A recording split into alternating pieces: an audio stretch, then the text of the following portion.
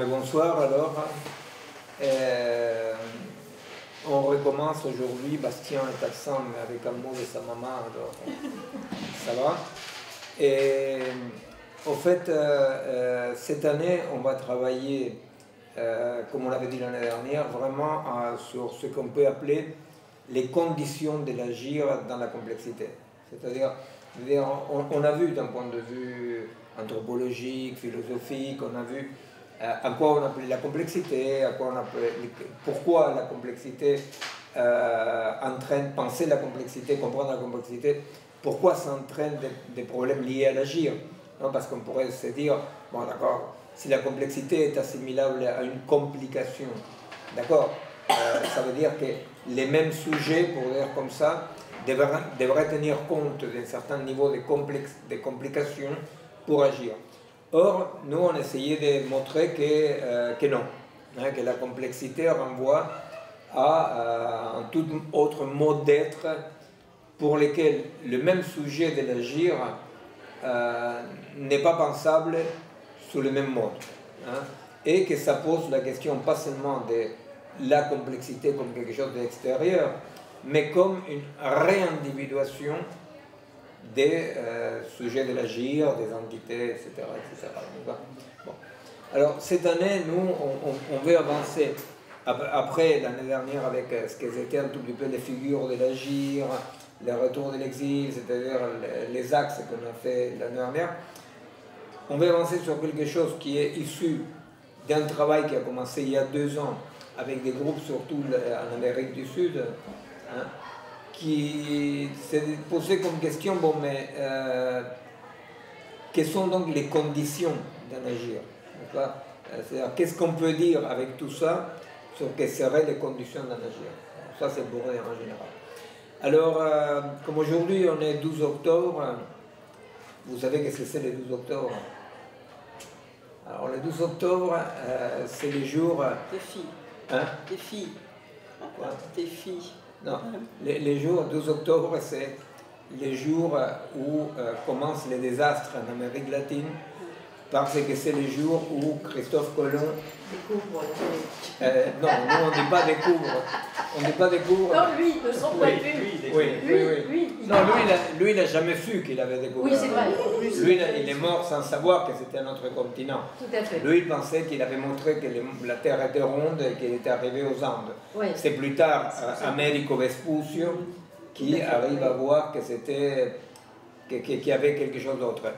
Et alors, c'est le jour du début de la catastrophe, le jour du début d'un génocide qui ne s'est jamais arrêté. Effectivement, le jour des... oui, c'est-à-dire qu'en toute Amérique latine, ça se commémore comme voilà, le début de la catastrophe. Et à tel point, cette catastrophe ne s'est jamais arrêtée qu'aujourd'hui, partout en Amérique latine, les peuples en Amérique latine, bon, en Amérique du Nord un peu, mais c'est un peu plus compliqué. Bon, on sait bien qu'au Québec aussi, mais bon, dans tous les cas, un peu partout, il continue à y avoir des luttes des peuples originaires, comme on les appelle, les luttes des Indiens. Et comme nous, on a toute cette année, l'année dernière, la deuxième partie, on l'a fait beaucoup en dialogue avec les travaux de Rodolfo Kusch, non? Le théoricien de la décolonisation, c'est-à-dire le premier qui a théorisé la question de la décolonisation comme une altérité radicale par rapport au monde qu'il appelle le monde del ser, vous vous rappelez, le monde de l'être. Alors, effectivement, comme on a parlé un peu à partir des couches, et cette année on va continuer à travailler par rapport à la question de la décolonisation, mais dans un sens plus général, disons, non? Bah, effectivement, il faut savoir que les jours où on parle aujourd'hui, par exemple en Argentine, ça fait 5 jours qu'il y a tout un groupe de femmes mapuches, qui sont les Indiens de la Patagonie, qui ont été arrêtés, réprimés sauvagement. Il y a des morts au Chili, le peuple mapuche, la nation mapuche, elle est en insurrection et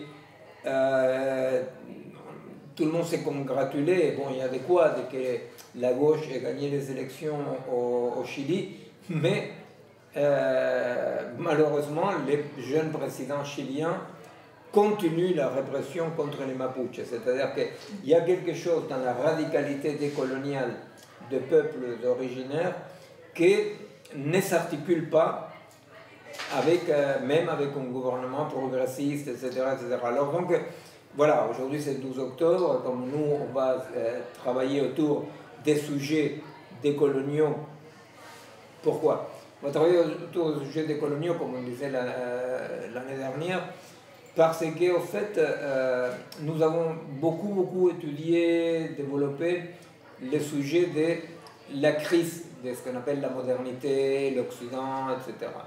On a beaucoup travaillé, on a vu en quoi ça consiste, on a vu qu'est-ce que ça signifie, qu'est-ce que ça entraîne. Bon, très bien. Mais ce qu'on avait commencé à voir l'année dernière, c'est que cette chute, non, de l'Occident, qui est une chute toute relative, parce qu'à la fois c'est vrai qu'à la chute de la modernité, on lui propose plutôt la continuation d'une hypermodernité qui est un nouveau colonialisme, non, qui est le colonialisme du monde algorithmique, du monde du fonctionnement. Bon. On a beaucoup travaillé là-dessus, mais l'année dernière on disait la chute de ces modes del ser, comme on va dire couche, permet de désenquister, de déséclipser, pour faire comme ça, non, l'existence d'une série de peuples et de cultures qui, malgré le colonialisme moderne, malgré la violence, malgré les massacres, le génocide, ont toujours continué à vivre sous un autre mode que le monde del ser, qui est ce que Couche appelle le mode del estar siendo, non, de l'être là. Qu'en Occident, si on veut avoir quel philosophe, quelle tendance pourrait être les plus proches de ça, certainement c'est Spinoza. Oui. C'est-à-dire certainement Spinoza est effectivement un philosophe qui, dans sa notion, sa vision de la puissance comme essence, etc., on verra ça cette année, effectivement il existe un parallèle très fort entre ces autres modes d'habiter le monde, non, qui n'est pas le mode occidental de la production, etc., et qui trouve chez Spinoza effectivement un écho très fort, un parallèle qu'on va voir cette année. Bon, alors effectivement aujourd'hui, un peu plus tard, Sarah va intervenir un peu parce que bon, on parle de la décolonisation surtout par rapport à l'Amérique latine, c'est qu'on connaît, c'est à quoi on participe. Mais Sarah, elle vient de rentrer d'Iran, qui est son pays, et c'est intéressant parce que nous sommes en contact depuis très longtemps. Je ne sais pas si vous vous rappelez, il y a Hamid qui est venu, qui est celui qui m'a traduit en Iran, n'est-ce pas, qui a beaucoup eu à faire avec ce que c'était à l'époque la Marche verte. Et alors il y a un groupe qui est notre groupe Contact en Iran, par rapport auquel Sarah fait un peu les liens. Et ça sera intéressant aussi que Sarah raconte un peu ce qui est en train de se passer en Iran, parce qu'effectivement, parmi les types de mouvements actuels, les types de révoltes actuelles, il y a quelque chose qui est très difficile de lire dans les grilles classiques. Non? Alors bon, après on va voir ça. Alors, je voulais commencer aujourd'hui en reprenant exactement la question de l'émergence de la complexité. Oui, l'émergence de la complexité. Alors, nous, on a comme axe, disons, comme hypothèse centrale depuis un bon bout de temps, que la complexité n'est pas une méthode de lecture, c'est pas une grille d'analyse, n'est-ce pas?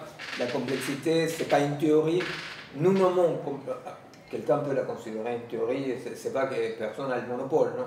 Mais notre point de vue sur la complexité, comme nous abordons la complexité, qui est très proche de la façon dont Edgar Morin la présente aussi, quand il dit que la complexité est une rencontre, n'est-ce pas? Qu'on rencontre la complexité, c'est-à-dire que rencontrer la complexité oblige à penser, à repenser les paradigmes, vous voyez. Mais c'est pas qu'on a face à une complication, n'est-ce pas, on a élaboré une théorie, vous comprenez? C'est pas qu'on a élaborer une théorie pour mieux comprendre le monde, en disant par exemple la linéarité positiviste ou la dialectique marxiste-hegelienne s'avère insuffisante, donc on va essayer de composer une nouvelle théorie, un nouveau corpus théorique qui nous permet de comprendre mieux. Non, la complexité, effectivement, nous la traitons comme la rencontre d'une réalité qu'on va nommer complexe, pour une série de raisons, et on va essayer de la comprendre et théoriser dans l'après-coup de la rencontre. Alors, cette rencontre avec la complexité, l'émergence de la complexité, pardon, on la situe historiquement comme, pour le dire de façon un peu bête comme ça, comme le point de ça ne va plus de l'Anthropocène, n'est-ce pas? C'est-à-dire la complexité et ces moments historiques, un moment très étendu dans le temps, hein, c'est-à-dire ça dure un siècle, mettons, non? C'est ces moments dans lesquels effectivement les humains commencent à se rendre compte jusqu'à aujourd'hui qu'elle ne peut pas se rendre à l'évidence qu'un certain mode de production, un certain rapport à soi, rapport au monde, rapport au corps, façon de penser, façon d'aimer, de se lier, etc., qu'un certain mode d'être n'allait plus. Et pourquoi n'en va plus? Ne va plus parce que produit, pour le dire comme ça, plus de destruction que de construction, pour le dire comme ça. Alors, pour le dire avec un exemple tout bête, hein, on peut dire que quelqu'un, il y a 60 ans, prenait sa voiture pour aller de Paris à Marseille. Alors, l'objectif central était aller de Paris à Marseille.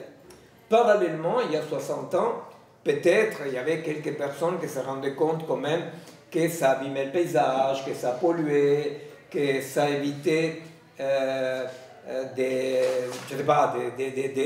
là, etc. Et on voyait qu'il y avait des éléments négatifs.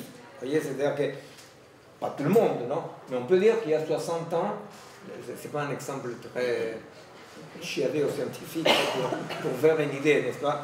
Il y a 60 ans, on peut imaginer que M. Dupont prend sa voiture pour aller de Paris à Marseille. M. Dupont est quelqu'un qui a une vision un peu intégrale, un peu philosophique, un peu critique du monde. Et alors M. Dupont va dire merde, l'objectif principal, il est rempli, mais je ne peux pas dire que ce soit le 100% de ce que je viens de faire. Vous comprenez? C'est-à-dire que M. Dupont, qui est très avancé pour son époque, il va dire, à vrai dire, je ne peux pas dire que quand j'arrive à Marseille avec ma voiture, c'est 100% de ce que s'est passé. Parce qu'il va dire 10% de ces 100% et que j'ai pollué, que j'ai sali, qu'on a construit une route qui a abîmé le paysage, vous comprenez? C'est-à-dire qu'on peut dire qu'il y a 60 ans, pour le dire comme ça, grosso modo, non? Quelqu'un pouvait dire, effectivement, il y a 10%, 15% du processus qui sont comme les effets collatéraux, comme on dirait, n'est-ce pas, qui existent, que je peux les constater, mais bon, aujourd'hui même, il était fait public un document qui est sorti de Total, je pense que c'est Total, qui disait qu'en 71 a eu un rapport qui expliquait les réchauffements climatiques, etc., et que les patrons de Total ont mis de côté. N'est-ce pas? Bon, effectivement, on peut comprendre qu'en 71, ça paraissait un peu comme ça. C'est pas pour le justifier, certainement c'est un acte criminel de mettre le rapport de côté, mais on peut comprendre que pour l'opinion publique en général, ça pouvait être compréhensible qu'il y avait une partie des processus qui étaient négatifs.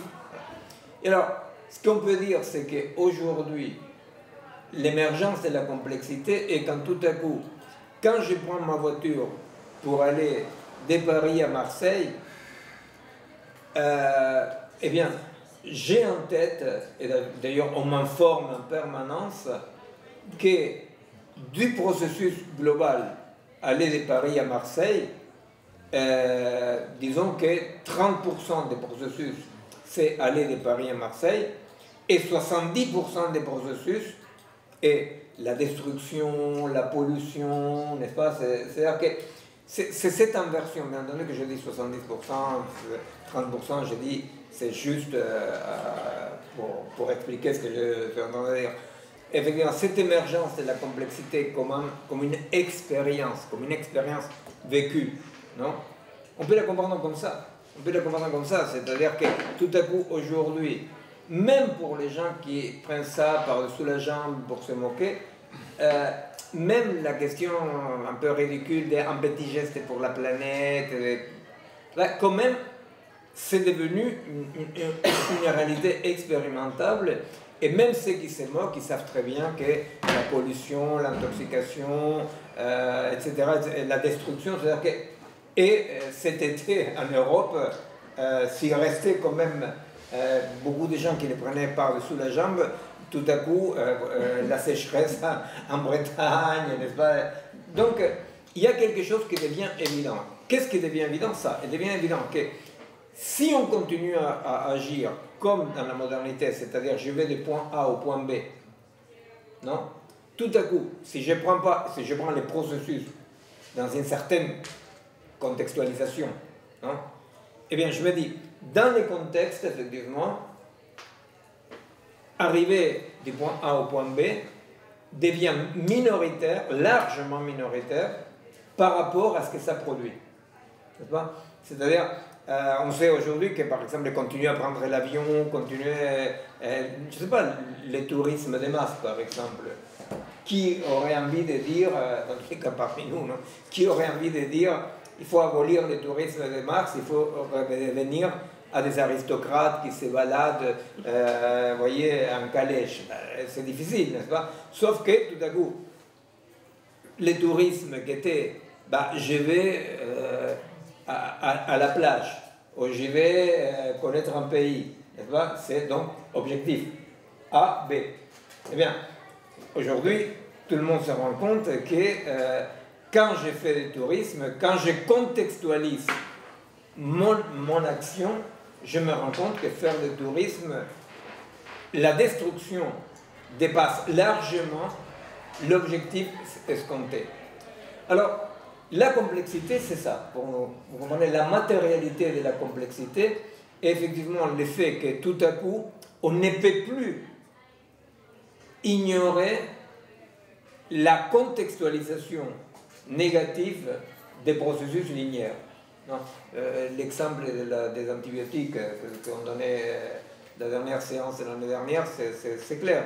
C'est-à-dire, tu as une infection, tu as un problème infectieux, tu donnes des antibiotiques.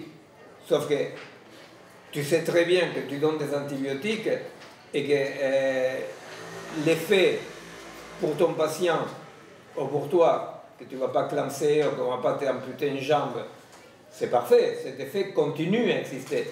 Sauf que tu ne peux pas ignorer que les effets délétères de l'utilisation d'antibiotiques est largement plus important. Vous comprenez? Donc, l'émergence de la complexité, on ne peut pas la prendre de façon holistique, comme si tout à coup, on était dans une sorte d'incompréhension totale, ou que toute action linéaire devient impossible. Non, les actions linéaires restent possibles. La plupart des gens continuent absolument avec une conscience un peu triste, ou je ne sais rien, mais dans tous les cas, les actions linéaires continuent à exister. On ne peut pas dire c'est explosé, vous voyez. Sauf que, voilà, la complexité, c'est quand tout à coup, à niveau individuel, groupal, des gouvernements, on se rend compte que, l'action linéaire qui a comme avantage être la seule que je peux programmer, évaluer, n'est-ce pas? Parce que je dis, bon, je vais du point A au point B, je peux la programmer, je peux la quantifier, n'est-ce pas? Ah merde, non, je ne peux plus quantifier, je ne peux plus évaluer l'action linéaire comme si c'était ce qui est en train de se passer. Et ça plonge notre époque dans cette côté absolument inquiétant de la complexité, qui est la perte absolument expérimentée du projet cartésien, pour le dire comme ça, maître et possesseur de la nature. C'est-à-dire que ce sujet qui devait être maître et possesseur de la nature n'a pas la moindre idée comment il va faire, parce qu'il constate que pas seulement il n'est pas maître et possesseur, mais il constate qu'il n'a plus la moindre idée de qu'est-ce qu'il est en train de faire quand il fait quelque chose. Vous comprenez? C'est-à-dire c'est un tout petit peu les modes de vie occidentale et les modes chasse d'eau, vous voyez? C'est-à-dire on nettoie tout, on tire la chasse. On tire la chasse et bon, ciao, c'est parti. Moi je ne veux plus rien savoir, vous savez.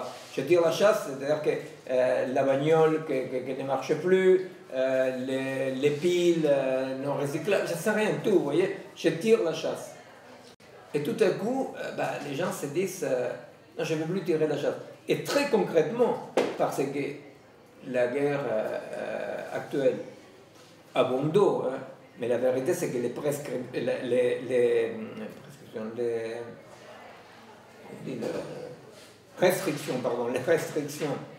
restrictions ont commencé. C'est comme pendant la Covid, c'est-à-dire que la Covid a permis à tous les gouvernements du monde entier de voir qu'un certain mode de pouvoir, biopouvoir, au nom de la peur, n'est-ce pas, que ça marchait, qu'on pouvait quand même pas mal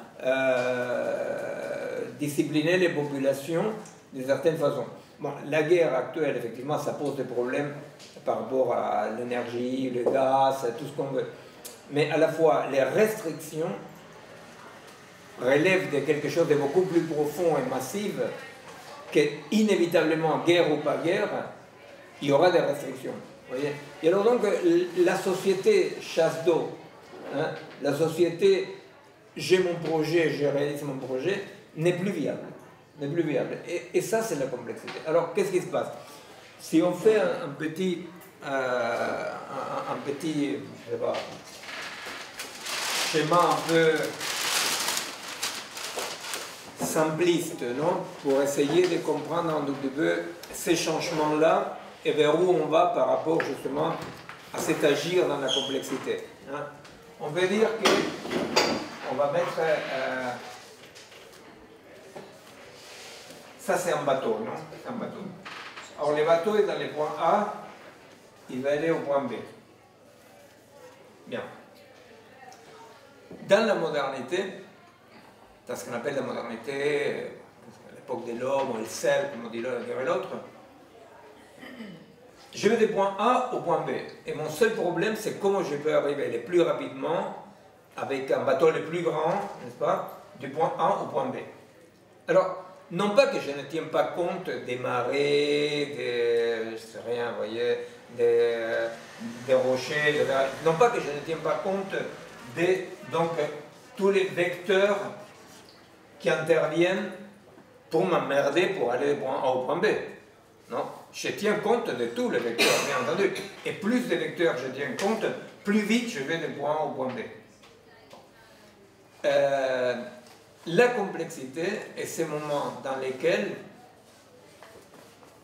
je ne peux plus ignorer les vecteurs parce que je ne peux plus, je peux plus traiter dans tous les cas les vecteurs comme avant, parce que ces vecteurs-là ne sont plus ce que je dois écraser, maîtriser, dominer pour aller du point A au point B, mais ces vecteurs-là m'empêchent d'aller au point A au point B. Vous comprenez? Oui. C'est-à-dire que tout à coup, la complexité apparaît dans un système quand la multiplicité des vecteurs n'est plus réductible à mon projet. Vous comprenez? Quand je dois tenir compte de la multiplicité des vecteurs et que moi-même, je ne peux me considérer que comme un vecteur parmi les vecteurs. Vous comprenez? C'est-à-dire qu'on dit, si j'augmente la puissance, j'augmente la puissance, mais je ne peux plus ignorer que cet ensemble de vecteurs, que ces systèmes-là, n'est pas réductible à l'infini. N'est pas réductible à l'infini. Et pas seulement n'est pas réductible à l'infini, c'est qu'à un moment donné, émergera cette présence multivectorielle qui met en cause même la possibilité d'aller du point A au point B. D'accord? Bon. Alors, par rapport à ces schémas simplistes, mais que c'est simpliste, mais à la fois, c'est simpliste, mais c'est pas, disons, fantaisiste, dans le sens de qu'est-ce que ça signifie. Bon. Alors, par rapport à cette émergence, non? Émergence, c'est quoi? Émergence de la irréductibilité des vecteurs. Bon, par rapport à ça, nous pouvons dire qu'il y a trois positions possibles aujourd'hui. Non? Il y en a quatre, à vrai dire. La plus importante, est celle qui va dire, avec la force de la haute technologie, etc., nous, on continue, et c'est ce qu'on appelle la hypermodernité. La hypermodernité est l'hypothèse à partir de laquelle on se dit, on tient compte de tous les vecteurs, mais on a une toute autre technologie qui est quand même, c'est une technologie dématérialisante, hein, c'est-à-dire quand même, les petits détails, c'est qu'en général, toutes ces technologies sont dématérialisantes, donc aller du point A au point B, ça ne veut plus dire la même chose. Ça ne veut plus tout à fait dire la même chose, non? Mais disons qu'on essaye de passer, vous voyez, c'est-à-dire on passe petit à petit, hein, on passe petit à petit vers les plurivers, vers les mondes avatars, vers les mondes parallèles, vers les économies virtuelles, vous voyez, c'est-à-dire que petit à petit, sans parler de délire post-humaniste, transhumaniste, n'est-ce pas? Petit à petit, il y a quand même, dans le quotidien, nous voyons quand même une évolution dans laquelle, à vrai dire, dans les projets hypermodernes, dans le dispositif hypermoderne, on ne peut pas assimiler les dispositifs hypermodernes à un renforcement, mais dans les mêmes projets. Vous comprenez? C'est-à-dire, à vrai dire, dans les projets hypermodernes, avec la dématérialisation, il existe d'une façon comme ça un peu cachée, l'escamoteur, hein, on escamote quelque chose, il ne s'agit plus tout à fait de la même chose. N'est-ce pas? Ça, bon, ce n'est pas le sujet d'aujourd'hui, mais c'est quand même pas en détail qu'au fait, on change de... D'autant plus que c'est une dématérialisation fictive. C'est une, disons, déviation dans laquelle on ne voit pas où se joue la matérialité de la chose. Parce que les projets hypermodernes, d'une part, effectivement, changent la donne parce qu'il y a une création de valeurs différentes, une structuration des modes de circulation différents, tout ça dans la dématérialisation, mais c'est vrai, absolument vrai, tu as tout à fait raison, que de toute façon, la destruction, elle est totale. Il suffit de voir qu'est-ce que ça, les métaux rares qu'il faut, il suffit de voir simplement, d'une façon beaucoup plus terre à terre, qu'est-ce que ça signifie, les milliards de clics par seconde, non? Et ça, c'est des effets dans la matérialité. Mais mettons que quand même, on ne peut pas ignorer que parmi les possibles qui apparaissent aujourd'hui, non, disons les dispositions qui apparaissent aujourd'hui, il y a cette disposition hyper moderne qui est celle qui a, un tout petit à petit, gagne du terrain dans la tête des gens et dans le quotidien des gens parce qu'ils ignorent ce que tu dis. Tu vois, on laisse de côté ce que tu dis, et que quand même la destruction n'est pas du tout arrêtée. Et deuxièmement, mais ce n'est pas un détail du tout, c'est un autre mode de concevoir la vie. C'est ça. Tu vois, c'est un autre mode de concevoir les vivants. C'est une coupure de la réalité, du monde réel. C'est une autre réalité qui dépend quand même de l'hypothèse centrale aujourd'hui, qui est la continuité entre les vivants et la machine. Voilà. C'est-à-dire que si vraiment l'hypothèse contre laquelle on se bat, quoi, mais si l'hypothèse de la continuité entre les vivants et la machine était vraie, bah, si l'hypothèse de la continuité était vraie, sans aucun problème, les déplacements des modes de vie, des modes d'être, seraient possibles, vous comprenez? C'est-à-dire, pour le dire d'une façon plus directe, si l'hypothèse que tout est algorithme, c'est tout algorithmique. Si l'hypothèse est tout algorithmique, quelle hypothèse? Pas des grands méchants de la Singularity University, ni même. C'est l'hypothèse de mon ami Pierre-Henri Gouillon, dans les bouquins qu'on a fait ensemble de façon contradictoire. Quand lui, il affirme dans ses bouquins de dialogue, l'ADN est un code. Moi je dis non, l'ADN est un dispositif matériel que tu peux refléter dans un code, mais que c'est bon. Alors, si effectivement, vous voyez, c'est pour ne pas mettre ça toujours très loin, il y a la Silicon Valley, si l'hypothèse de Pierre-Henri, par exemple, est vraie, et alors c'est ce qu'il dit dans le bouquin qu'on a fait ensemble, il dit, bon, ben, moi je peux mettre un code et rematérialiser ailleurs. Alors, lui dit la tarte aux pommes, c'est un gourmand, alors il dit, la recette de la tarte aux pommes, je peux la faire ailleurs. Ce qu'il dit Robert Wiener aux années 60, il dit on est à la veille de la possibilité de télégraphier un homme. Ah, ça déjà, vous voyez, donc c'est cette déviation, vous voyez, dans laquelle la hypermodernité algorithmique, etc., à vrai dire, ne vise pas la même chose. Parce que l'entreprise de dématérialisation d'un autre mode de vie et cette croyance absolument métaphysique du tout algorithmique, voilà, donc c'est autre chose, et sans oublier ce que tu dis, que quand même la destruction, elle est massive. Bon. Alors, ça c'est la première position. La deuxième position, on peut dire, ça serait ce qu'on pourrait appeler la position de la durabilité. Non, le durable, non, que c'est une sorte d'écologie humaniste, non, écologie humaniste. Dans l'écologie humaniste, dans les hypothèses de la production durable, etc., on garde le dispositif humaniste, hein, c'est-à-dire on garde le sujet humain, avec un contexte comme ça qui est l'environnement, donc les autres vecteurs, dont il faut tenir compte.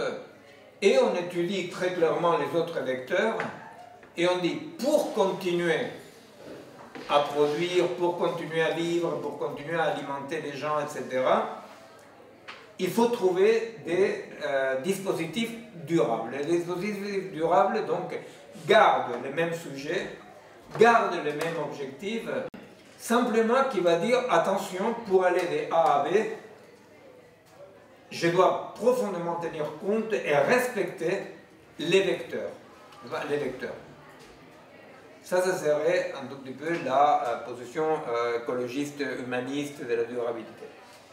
La deuxième possibilité, en dehors de l'hypermodernité, la deuxième possibilité de ce qui tient compte des vecteurs, pour dire comme ça, est celle qu'on pourrait dire une écologie plus radicale, une écologie plus radicale dans laquelle effectivement on va dire pas du tout, il n'y a pas de durabilité possible, on ne peut pas continuer la croissance, on ne peut pas continuer à avoir donc les mêmes objectifs, il faut varier l'objectif, il faut voir les choses autrement, parce que tout en gardant l'anthropocentrisme, n'est-ce pas, tout en gardant l'anthropocentrisme, eh ben, il va dire bon, mais quand même, il faut qu'on fasse attention parce qu'on fait partie d'un tout. On fait partie d'un tout et dans cette tendance-là, il y a ce qu'on a travaillé l'année dernière avec Géraldine, la juriste qui travaille sur les droits, les sujets des droits, la nature comme sujet des droits, les singes, la mer, etc., tous les sujets des droits qui sont émergés. Alors, et ils vont dire, qu'est-ce qu'ils vont faire? Les pas qu'il va faire cette écologie radicale va dire, on n'est plus le seul sujet, il y a d'autres sujets. Cette écologie radicale, avec une certaine radicalité, parce que quand même, c'est-à-dire, c'est pas une radicalité politique peut-être, mais c'est une radicalité philosophique et anthropologique fondamentale, parce que vous imaginez que dire il y a d'autres sujets des droits, c'est une sacrée chose quand même, c'est-à-dire c'est une révolution culturelle énorme pour l'Occident parce que le seul sujet des droits, normalement, était l'être humain. Voilà.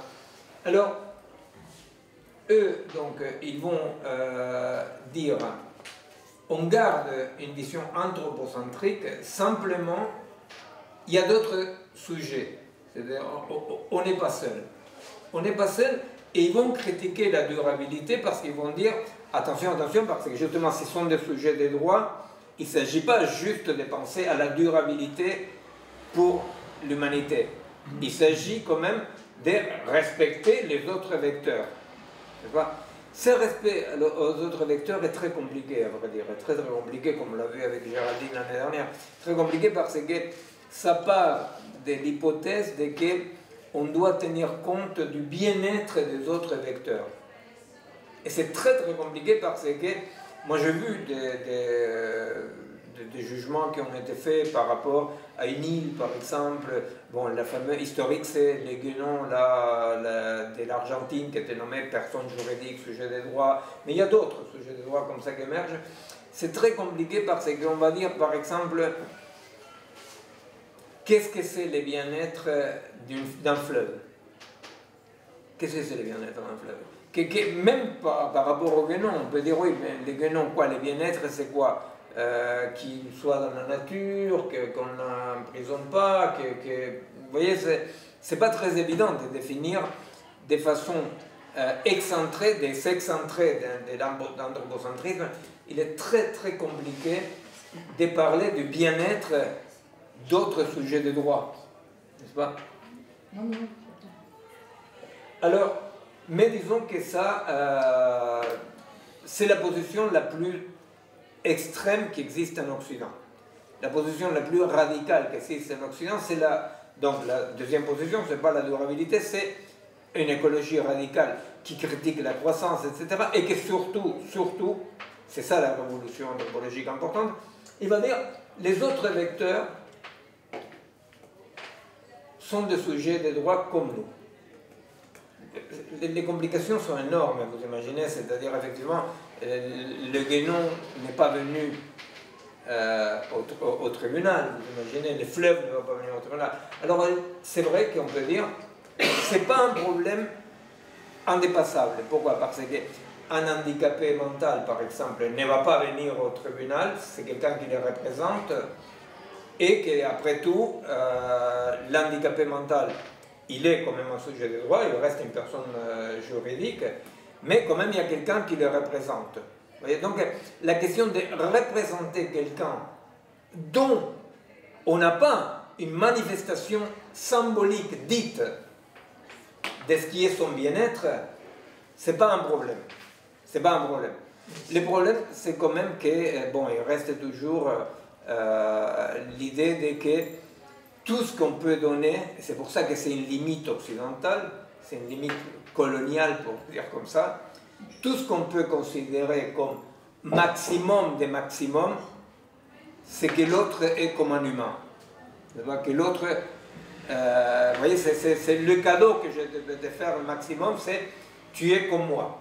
Non alors ça, c'est ce que développe un peu Descola, cette idée de prêter effectivement, de prêter à l'autre oui. Une intériorité qui n'est pas dans la culture occidentale, mais qui peut être dans la culture d'autre. Et oui. il dit qu'effectivement, ces avancées en termes de droits, etc., ça commence à saper effectivement cette binarité nature-culture. Absolument, mais c'est une limite. C'est une direction mais radicale, effectivement, c'est une direction radicale, mais c'est une limite, parce que cette antériorité, tu n'en sais rien, quoi. Tu vois, c'est-à-dire, voilà, il y a du vivant. Alors, il y a des choses qu'on peut dire. On peut dire qu'on considère les vivants comme non transitifs. Tu vois, c'est-à-dire non transitifs, c'est-à-dire que les vivants ne doivent pas servir à quelque chose.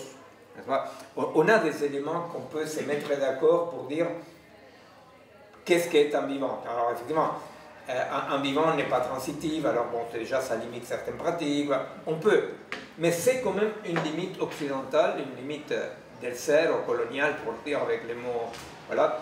Pourquoi? Parce que quand même, c'est ça. Moi je me souviens un truc, ça n'a rien à voir avec ça, oui, je ne sais rien.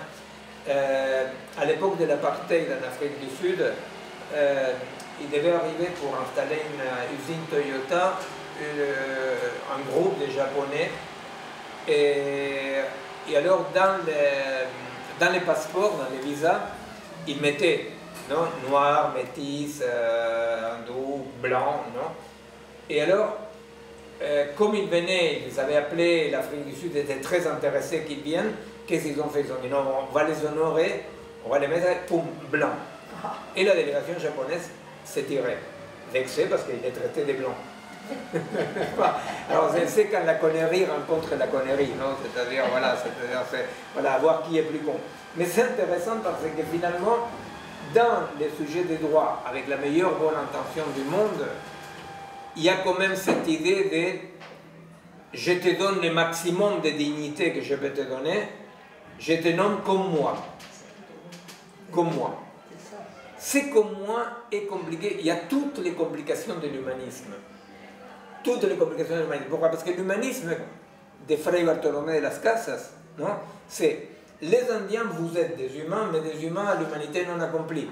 Les femmes, vous êtes des humaines, mais à l'humanité non accomplie.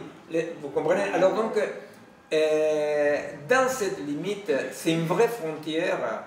C'est une vraie frontière parce que quand même, c'est trimballe avec elle, cette position, tous les travers de l'humanisme historique qui est de fixer un bien, une dignité transcendantale quand même, transcendantale par rapport à la situation et par rapport auquel on établit une hiérarchie de ceux qui sont plus ou moins, parce que, d'accord, on dit les Guénons argentins, le fleuve breton, sont des personnes juridiques, personne ne doute quand même, et qu'il y a quand même une différence, vous voyez, c'est-à-dire, c'est comme dans les films d'Henri Laborie, je ne sais pas comment ça s'appelait, dans lesquels on montrait,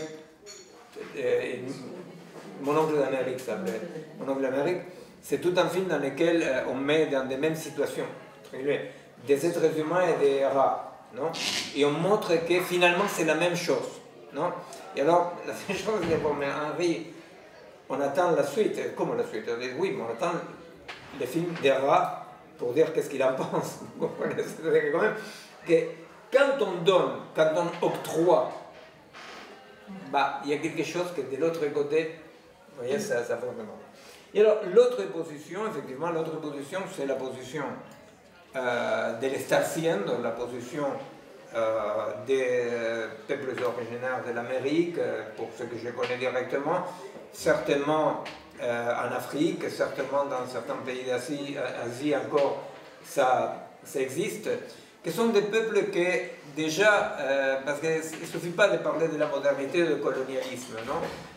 Les courants décoloniaux, ils mettent derrière le colonialisme un peu trop de choses de mon point de vue. Non? Je crois quand même que pour l'anthropocentrisme, on ne peut pas parler du colonialisme, il faut quand même parler au moins monothéisme. C'est-à-dire que ça vient d'avant, ça vient de longtemps avant. Après, ça n'enlève rien au processus colonial et décolonial, mais je ne pense pas que le processus colonial porte tout ce dont on veut le faire porter. Il y a beaucoup de choses qui étaient déjà là. C'est une discussion qui ici est tranquille. Dans une semaine, on me coupe la tête si je dis ça en Amérique latine. Alors donc, la position décoloniale, sera une position non anthropocentrique. C'est pour ça que je dis que ce sont des peuples qui n'ont jamais été monothéistes. Non, à moi, ça me semble fondamental. C'est-à-dire que nous ne pouvons pas comprendre ni le taoïsme, ni le bouddhisme, ni certaines cosmogonies indiennes ou africaines, si nous ne comprenons pas qu'ils ne sont pas contaminés par l'anthropocentrisme. Il n'y a pas d'anthropocentrisme. C'est-à-dire que les vecteurs sont des vecteurs. Vous comprenez? Les vecteurs sont des vecteurs. C'est pourquoi, par exemple, pour les Indiens de chez nous, quand le guénon était nommé personne juridique, il y a eu quand même de la part des progressistes, écologistes, etc., ceux qui critiquent les monocultures de soja, etc. Bon, donc des gens qui se battent pour des choses très importantes, n'est-ce pas? Il y a eu un malentendu parce que des communautés indiennes, il n'y a pas eu la même réception. Parce que les condors, la montagne, je ne sais rien, puissent devenir sujets de droit, ne voulait rien dire. Pourquoi? Eh bien parce qu'eux-mêmes ne se vivent pas comme des sujets de droit. Vous comprenez? C'est-à-dire parce que vous comprenez, c'est-à-dire que pour dire vous êtes aussi des sujets de droit, il faut quand même quelque chose qui, jusqu'à la position la plus radicale, celle des frontières en Occident, non, n'est pas compréhensible, qui est qu'effectivement, la position radicale ne considère pas les autres électeurs sujets de droit parce qu'elle-même ne se considère pas ni un sujet de droit, ni un sujet tout court. Hein. Ce n'est pas qu'elle ne se considère pas comme un sujet de droit. Les conceptions non modernes, mais justement pas seulement non modernes, les conceptions non anthropocentriques, qui commencent donc très longtemps avant la modernité, non? Les conceptions non anthropocentriques ne voient pas du tout un pas en avant dans la dénomination du sujet de droit. La question décoloniale, dans ce sens-là, en Amérique latine au moins, mais je pense qu'ailleurs c'est la même chose, eh bien, la position décoloniale est une position dans laquelle ce qui va être mis en cause de façon beaucoup plus radicale est l'idée de dire mais le moi, l'individu occidental est une fiction. Est une fiction. Et c'est pour ça que le mouvement décolonial reprend les concepts derridéens de déconstruction.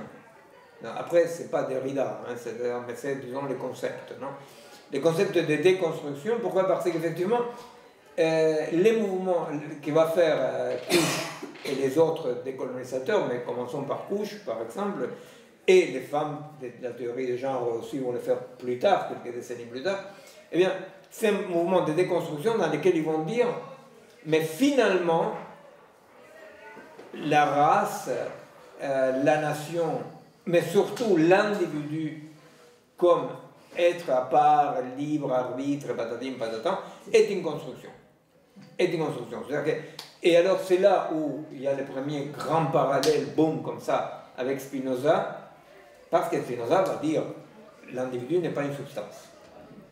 L'individu n'est pas une substance. L'individu est, n'est-ce pas, un mode d'existence, non, d'une multiplicité de rapports qui capturent des parties extensives pour effectuer ces rapports, hein, mais l'individu en soi, en tant que multiplicité de rapports infinis, non, multiplicité infinie des rapports, n'est pas une substance.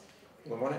Et alors, bon, après on va voir aussi, je ne sais pas si aujourd'hui... Je n'ai pas compris la multiplicité des rapports, comment des rapports... Je n'ai pas compris l'adjectif après rapport, la multiplicité. Infini. Ah oui. Infini.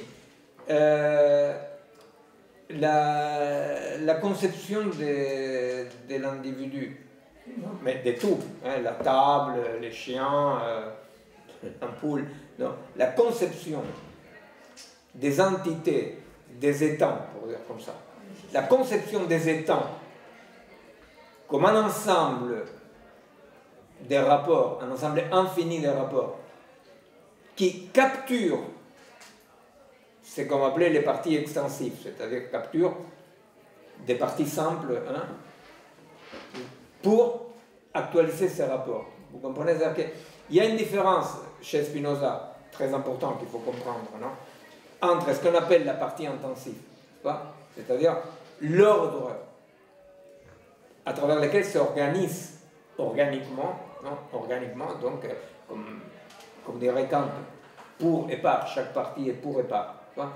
Cette partie dynamique ou intensive, capture des éléments extensifs, c'est-à-dire des éléments qui ont une forme, un poids, n'est-ce pas,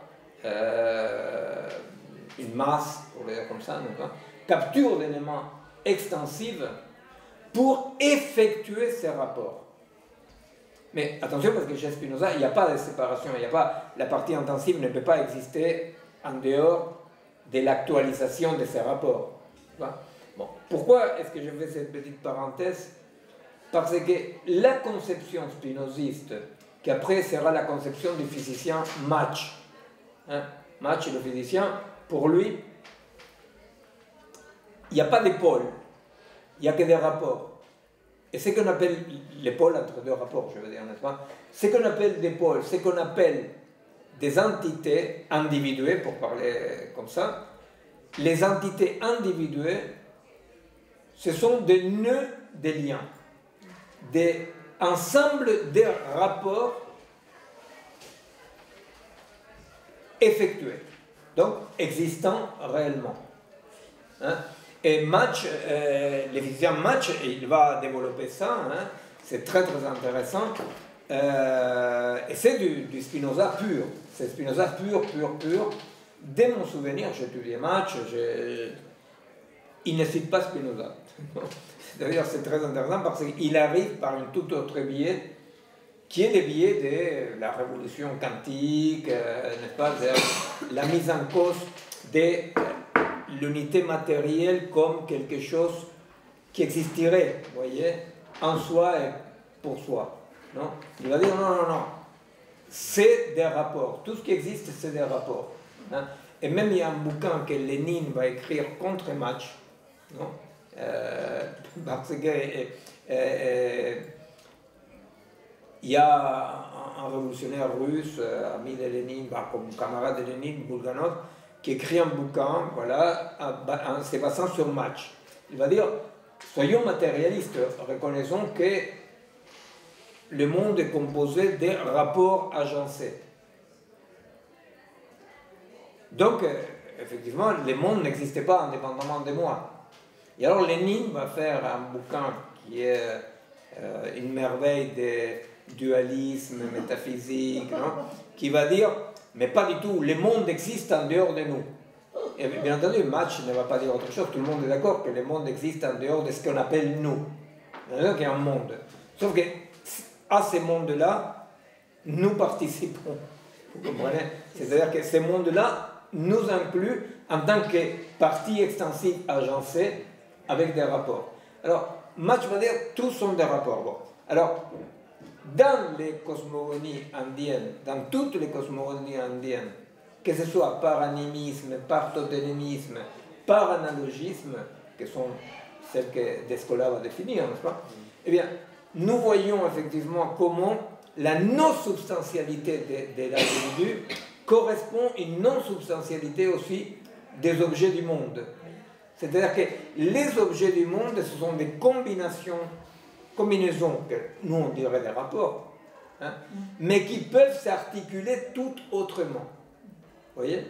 C'est-à-dire que les qualités du totem, tantôt peut être dans la vache, dans la montagne, chez un être humain, vous comprenez? Mais donc, ces éléments simples que Mach va appeler les sensations, ces éléments simples peuvent exister agencés tout autrement. Donc, pour parler comme Simondon, l'individuation n'est pas substantielle. L'individuation est un processus permanent d'individuation-réindividuation, n'est-ce pas, dans lequel les entités individuées ne sont pas des substances séparables du processus d'individuation. Et alors, Simondon va dire, je ne comprends pas l'individuation depuis l'individué. Je dois comprendre l'individué depuis l'individuation. Je saute des matchs à Spinoza, etc., pour voir un peu comment ça se présente, comment il y a une sorte d'effet choral, vous voyez, effet choral qui correspond effectivement à ces vécus des cosmogonies indiennes, n'est-ce pas, dans lesquels, ben oui, je ne comprends pas l'individuation, je ne comprends pas la substance, les attributs, etc., pour parler comme ça. Je ne comprends pas depuis l'individu. Je comprends l'individu depuis, au contraire, les processus d'individuation. Bon. Alors, au fait, ce que nous allons essayer de travailler cette année, c'est justement, on va essayer de comprendre comment, dans le troisième dispositif, le dispositif que j'appelais décolonial, pour dire comme ça, le dispositif dans lequel on n'est pas soumis à la loi del ser, à la loi occidentale, à la loi vraiment d'un devoir-être, mais de ce qui existe comme des modes dynamiques. Vous voyez, dans les estar siendo, non, des couches, il y a ça. Il y a cette idée d'une individuation dynamique en permanente changement, évolution, devenir. Hein. Et le monde de l'être, le monde del ser, est le monde qui aspire à être statique, qui se vit comme statique, mais à l'attente. Vous voyez, donc, le devenir dans le monde de l'être hegeliano-marxiste est un devenir par manque, pour arriver au non-mouvement. On ne peut pas dire qu'il n'y a pas de mouvement, au contraire. La question du temps est fondamentale dans la modernité. Bon. Mais c'est le temps pour accomplir. En tant que dans l'estar siendo, on est en plein devenir permanent de composition et recomposition des rapports. Bon. Alors, ce qu'on va essayer de comprendre, c'est ça. Ce qu'on va essayer de comprendre, c'est un tout petit peu dans ces dispositifs-là, donc non modernes, dans ces dispositifs de l'estar siendo, ces dispositifs spinozistes, à quoi correspond un agir? Tu vois? À quoi correspond un agir? Il y a des philosophes qui, quand ils parlent de Spinoza, ils disent Spinoza nous montre le chemin vers la béatitude individuelle. La béatitude, voilà. Si, bien entendu, ce sont les mots même de Spinoza. Je voulais rebondir parce que j'en parlerai d'une autre façon, peut-être je vous enverrai un peu un texte qui synthétise beaucoup de lieux où je vois se développer cette recherche d'être dans des modes de fonctionnement, des modes d'agir plus proches de ceux des peuples. Moi j'ai connu les peuples indiens à 17 ans, je les ai revus à 40 ans. À 17 ans, 2 mois avec des Indiens aux États-Unis, ça m'a beaucoup appris.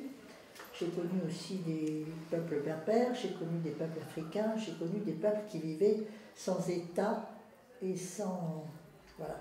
Et donc, je vois, moi, beaucoup de signes, et je pourrais vous en parler par un texte, d'émergence de modes d'agir qui se débarrassent, qui se libèrent de la conception de l'agir qui était dominante et qui la mettent en question, ne serait-ce par exemple que tous les mouvements technologos, sciences critiques, sciences citoyennes, tous les ingénieurs jeunes formés en sciences critiques bifurquent, que ce soit aussi les associations du genre contre carbone et tout ça, ou des livres comme Héritage et fermeture, qui est un livre écrit par 3 diplômés de l'École supérieure de commerce de Clermont-Ferrand, Héritage et fermeture, je ne vais pas être longue, une écologie du démantèlement, qui dit que bien sûr c'est bien de créer des ZAD, c'est bien de créer des espaces alternatifs, mais on ne peut pas se limiter à ça. Qu'est-ce qu'on fait des centrales nucléaires,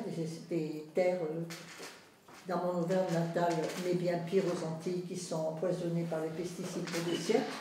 Qu'est-ce qu'on fait donc de cet héritage et comment on démantèle ce qui accélère la disparition de toutes les espèces sur la Terre, puisqu'elles sont toutes menacées, c'est-à-dire comment on démantèle ce qui condamne les espèces humaines, végétales, minérales, animales à la disparition. Donc je vous enverrai un peu une synthèse, parce que moi je vois naître une prise de conscience dont tu parles, et des modes d'action nouveaux, des modes d'agir qui s'inspirent de toute autre chose que de ce qui a apporté le mouvement du parti politique, le mouvement du syndicalisme qui est dans un état pitoyable, et il y a vraiment une bifurcation dans les modes d'agir. Alors, bon, justement, la question c'est si nous voulons arriver à comprendre et développer les modes d'agir. Une problématique est apparue dans les dialogues, dans ces réseaux avec des gens qui sont soit en rapport, soit qui sont dans les peuples originaires, donc ils sont dans cette autre cosmovision qui est une cosmovision du non-agir, parce que l'agir c'est aller du point A au point B. quand les sagesses disent non agir, bah, les non agir, c'est ce qui permet une action. C'est ça. N'est-ce pas? Les non agir. Alors, dans le troisième dispositif, celui qu'on dit, voilà, dans lequel il n'y a pas de sujet, dans lequel c'est des multiplicités, etc. À vrai dire, si nous disons, je me place dans le troisième dispositif. Dans le troisième dispositif, à vrai dire, il y a quelque chose de non-agir qui fait que peut-être je ne vais plus aller au point B. Vous comprenez? C'est-à-dire que les non-agir, ou la troisième position, la position décoloniale, pour dire comme ça, est très difficile à comprendre. Parce que si bien les trois autres, l'hypermodernité, la durabilité ou l'écologie radicale, toutes gardent l'idée que quand même il faut aller au point B. Le point B, c'est alimenter la population, le point B, c'est la production, etc. Même avec des croissances, mais bon. Dans la vision décoloniale, ce qu'il faut comprendre, c'est qu'il y a dans cette estar siendo, mais bon, aujourd'hui je ne fais que l'introduire parce que je veux quand même que Sarah nous raconte un peu de l'Iran. Mais ce qu'il faut comprendre comme deux éléments, je vais dire deux éléments et après je vais passer la parole à Sarah, on va continuer la prochaine fois. Ce qu'il faut comprendre dans l'estar siendo, que c'est un problème par rapport à ce que tu dis. Dans l'estar siendo, je ne suis plus dans un dispositif dans lequel je souhaite aller au point B. Vous comprenez? Il y a une vivre avec un déploiement de la puissance de vie qui se déploie en rencontrant des possibles, en développant les possibles, n'est-ce pas? Mais c'est perdu l'idée qu'il y a un point B où aller. C'est pour ça que l'année dernière, j'ai présenté quand même l'idée de que, ce que Couch explique, que c'est un point très très compliqué, de l'idée de non-solution. N'est-ce pas? Une exister sans solution. Pour moi, bon, un peu différemment de ce que tu dis, justement, on n'a aucune idée. Le point dans lequel nous sommes aujourd'hui est un point dans lequel on n'a aucune idée par rapport à ce qui menace la vie, par rapport à ce qui vraiment menace la vie, la contamination, etc., le réchauffement climatique, bon. Par rapport à ce qui menace la vie, on n'a aucune idée, vous comprenez, aucune idée de comment un estar siendo, n'est-ce pas, pourrait être une façon de ralentir, contrecarrer la destruction. Vous comprenez? Parce qu'il y a quelque chose qui est antinomique, il y a quelque chose qui est antinomique justement avec cette toute autre façon d'habiter le monde, de se penser. Avec l'idée de j'ai un problème, une solution. Ouais. Ça, c'est le développement de toute l'année. Mais je vais montrer quand même là quelque chose que justement ne va pas du côté du bon indien ou la bonne solution. Vous voyez? Moi, je vais vous montrer ce qui est, de mon point de vue, une limite épocale de la rationalité. Que nous ne pouvons pas simplement dire allez, voilà, le monde elle sert, est tombé, maintenant on voit qu'il s'agit de l'estar siendo, et que donc on est des multiplicités par... Tout ça, on peut les comprendre. On peut les comprendre même avec ce que Spinoza appelle une intuition. Une intuition, ça veut dire une évidence qui n'a pas besoin de concepts. Hein? Ça veut dire ça, une intuition dans le sens spinoziste, en tout cas. Une évidence qui n'a pas besoin de concepts. Ok, nous pouvons comprendre comme une évidence qui n'a pas besoin de concepts que cette transformation de rapport radical et cet autre monde dans lequel effectivement on se dit bon, oui, là il n'est plus question d'aller des points A au point B, donc il faut comprendre aussi que contrairement à la durabilité par exemple, il ne s'agit pas de comment aller au point B sans trop détruire de façon durable. Non, il s'agit de si nous commençons un tout petit peu à approcher,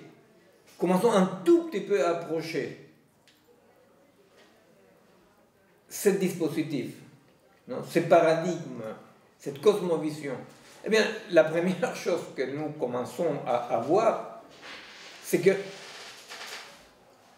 on n'a aucune idée de comment ce type de dispositif serait percé en capacité de faire le boulot, pour dire comme ça. C'est-à-dire que ce dont on peut être sûr, c'est que toutes les communautés archi-minoritaires, pour que vous ayez une idée, pour ne pas idéaliser, hein, même qu'on est le 12 octobre, mais il ne faut pas idéaliser, la vérité c'est que les peuples indiens qui vivent des modes traditionnels dans ce sens-là, c'est maximum 15% de la population indienne de l'Amérique latine, maximum 15%. Il y a un estar siendo que quand même existe même dans la ville. Même ici, il existe des modes d'estar siendo un peu par transgression, dans les fissures. Okay. Mais ce qu'il faut bien comprendre, c'est que dans tous les cas, nous, on n'allons pas faire l'apologie d'un estar siendo comme la 5e voie. Vous comprenez? Ah voilà, là, on a trouvé maintenant. Parce qu'on n'a trouvé rien du tout. On peut comprendre, mais dans tous les cas, si on commence à comprendre, on comprend que justement, ce n'est absolument pas une autre voie.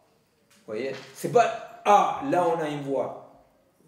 Parce que, et alors donc, ça c'est la discussion centrale en Amérique latine, c'est là où, si je ne reviens pas en novembre pour le prochain séminaire, c'est parce qu'ils m'auront tué, parce qu'effectivement, c'est le problème, c'est que la idéologisation de la pensée décoloniale est un problème. Parce que c'est une idéologisation vraiment merdique, qui va dire, bon mais voilà, on a la voie décoloniale. La voie décoloniale existe, la réalité de l'estation existe.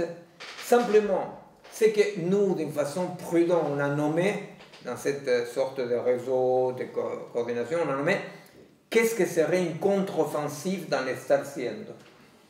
Ouais. Pour être optimiste. Oui, absolument. C'est ce qu'ils disent. Ils me disent que mon passé de guerrillero me fait avoir un biais cognitif de parler de contre-offensive. Mais la vérité, c'est que on s'est dit, vous comprenez, c'est sûr qu'aucune communauté archi-minoritaire qui vit dans l'estar siendo produit de la destruction. Le problème, c'est pas ça. Le problème, c'est...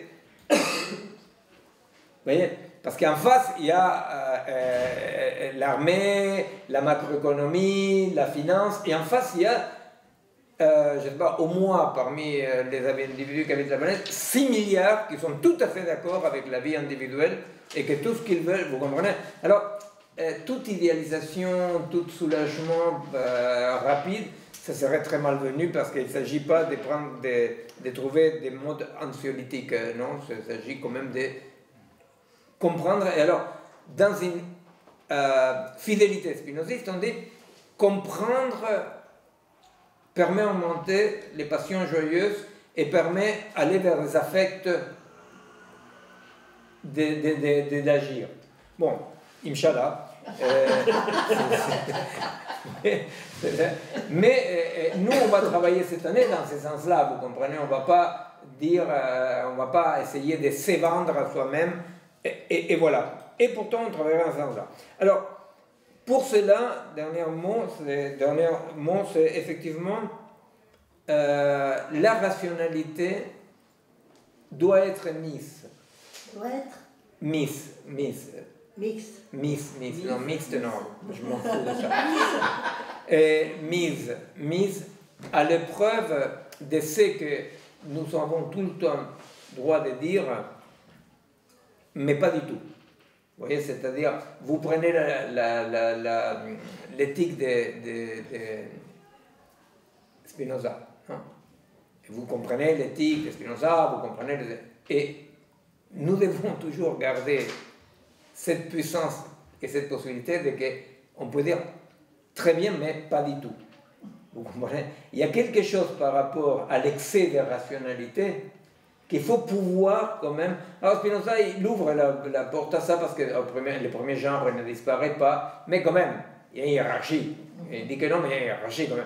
Mais disons, et ça c'est important, cette possibilité de...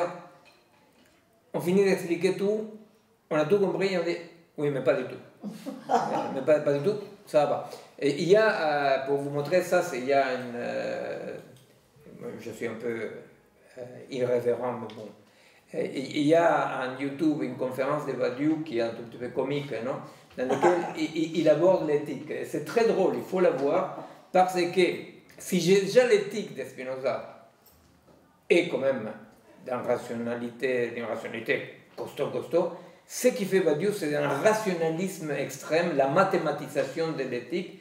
Et justement, on s'est dit, il faut écouter cette conférence, c'est très intéressant par rapport à certaines problématiques spinozistes qu'il pose, en tant que l'immanence ou l'expression, ça c'est très intéressant.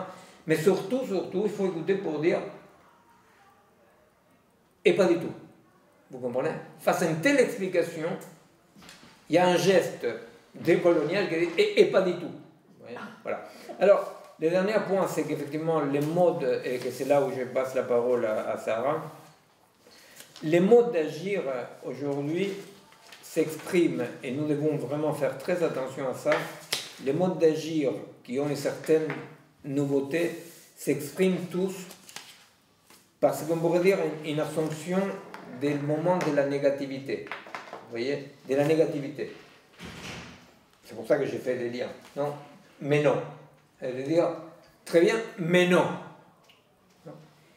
Et effectivement, ce que va nous raconter Sarah, parce que moi, dans mon contact avec le groupe iranien, j'ai un problème parce qu'on ne se comprend pas trop. On est tout à fait d'accord sur tout, mais je ne sais pas sur quoi ils sont d'accord. Déjà, le fait que tu comprends Sarah, c'est déjà... Voilà, je comprends. Oui, non, mais tu sais, quand elle me dit... Je suis pas une parfaite française francophone. On est tellement d'accord avec toi, tu vois, je me dis, mais un point, voilà. Alors, juste des dernières comme ça, mais pour développer, il faut tenir compte quand même toujours dans la complexité, je dis ça comme un pont pour la prochaine fois, il faut tenir compte quand même que dans un ensemble complexe, non, et c'est ce qu'il faut comprendre en tant qu'individu, non, nous individus, dans un ensemble complexe, les tout, pas seulement, c'est pas plus que la somme des parties, les tout, d'un point de vue aussi des logiques mathématiques, ne précèdent pas les parties. Dans un ensemble complexe, le tout est moins que la somme des parties. Vous comprenez? Dans un ensemble complexe, le tout est moins que la somme des parties. C'est-à-dire qu'il y a des possibles pour les parties qui ne s'effectuent pas. Vous comprenez? Et ça, c'est ce que les Occidentaux, on va commencer à voir, que sont les restrictions. C'est-à-dire que, contrairement à ce que Thatcher disait, la société n'existe pas, il n'y a que des individus. S'il n'y avait que des individus, la société serait la somme des individus. Or, comme la société, en tant qu'ensemble dynamique et plus ou moins organique existe, eh bien, effectivement, l'idée individu-société est une fiction qui a fait couler beaucoup d'encre, mais à vrai dire, l'individu en société n'est ni bon ni mauvais, mais en tant qu'être immédiatement social, il voit une série de possibles, non, entre guillemets, parce que c'est des possibles non effectués, bon, peu importe, non, diminuer, amputer, vous comprenez, d'emblée. Mais bon, ça, on va le voir la prochaine fois. Mais là, voilà, je voulais que tu le racontes parce que, bon, quand même, Sarah, tu accompagnes des séminaires depuis longtemps, tu vois. Oui, depuis 2011. Voilà, alors donc, là, il se passe quelque chose qui a le côté d'une nouveauté par rapport à l'Iran et voilà, cette révolte. Alors, désolé si la parole n'est pas construite parce que j'ai appris que je vais parler il y a une heure. Donc j'avais juste à raconter mon histoire et après le lien avec le reste, c'est à Miguel de faire. Nous, ça fait longtemps qu'on a perdu le point B. Hein. Oui. Quand on est sous dictateur, je pense que la lutte est toujours créer de nouveaux possibles. Et le nouveau possible, c'est justement contre ceux qu'on n'aime pas. On ne peut pas vivre, on ne peut plus vivre. Alors, je raconte mon histoire parce que je suis née l'année de la Révolution, donc 1978. Et de la Révolution, j'en sais peut-être, Miguel, c'est plus que moi, parce que j'étais pas née. Mais la suite, c'est qu'après la Révolution, déjà la Révolution est devenue islamique parce que c'est ces gens-là qui ont pris le pouvoir. Sinon, la Révolution n'est jamais une orientation. Là, je comprends parce que je suis en train de le vivre. Donc, moi, je ne savais pas, mais quand on vit une révolution en temps réel, on sait que la révolution n'a pas un point B quand on le vit. Donc, quand c'est une révolution, ça dépend qui prend le pouvoir. Tout à fait. La règle de force. Donc, cette révolution avait plusieurs opposants. Donc, une partie, c'est les communistes qui sont les Iraniens qui habitent en France. Ils sont pas mal de cette catégorie. D'autres catégories des opposants, mais aussi ceux qui, donc, après la révolution, les opposants contre la révolution islamique ou le régime islamique, c'est aussi ceux qui étaient autour de Shah. Et dès le début, le guide, vous connaissez, Khomeini, a donné l'ordre d'assassiner, ni une jury, ni un procès, rien, assassiner tous les opposants. Donc, ce qui se fait qu'il y a certains qui sont assassinés, certainement, et le reste qui sont sortis de pays avant la fin de cette histoire de la révolution et prise au pouvoir de Khomeini. Donc, je dis ça parce qu'aujourd'hui, après 44 ans, on a milliers d'Iran en dehors d'Iran. Donc, ça, c'est un énorme problème.